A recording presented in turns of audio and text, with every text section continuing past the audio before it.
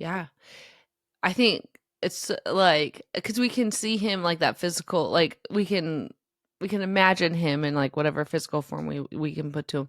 But how do we change that image? Like how do we get to the bottom of that in our own, because that's something that's like, even as a parent, like I can't change how my kids view God. I can change how I speak about God, so that they have a different image in their head, that it's not like this overbearing overlord that's like shaming Yeah. them, but like Yeah. I can speak about him as a friend, as a caring father. I can speak about him differently, but it's something only I can change for myself. So where do we even start to like to change that? Mm.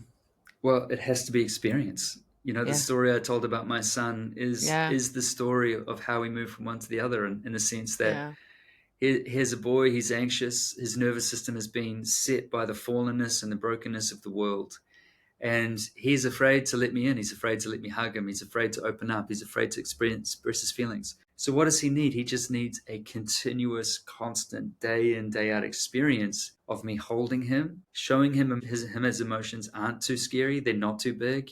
Saying, it's okay. I love you in these emotions. I love you in your anger. I love you in your out of controlness. That's what we need to do with God. We have to learn to take all of these feelings, all of this angst and this vulnerability and this longing, honestly to God, and actually Yeah. give him the chance to embrace us. And that has to be an experience of prayer. That has to be just as simple as saying, God, you can see me right now. This is what I often say to God. I'm like, I can't hide from you. You see Yeah. this.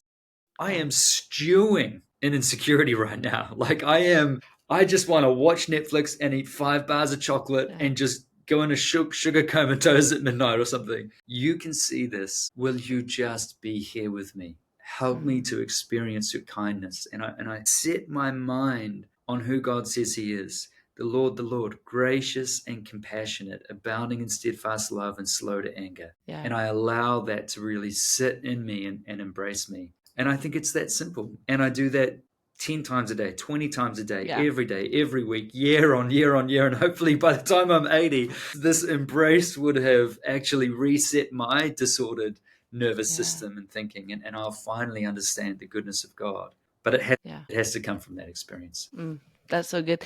And it's allowing that experience, right? It's not, because there's Yeah. times where I'm like, I love a good cry.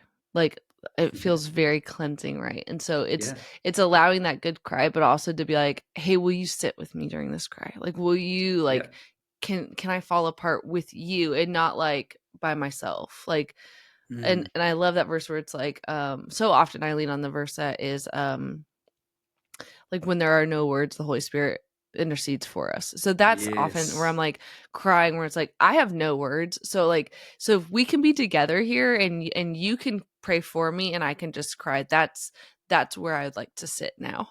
I love that, because I think a lot of people see silence as absence. I think that's sort of Mm, our enlightened scientific mindset.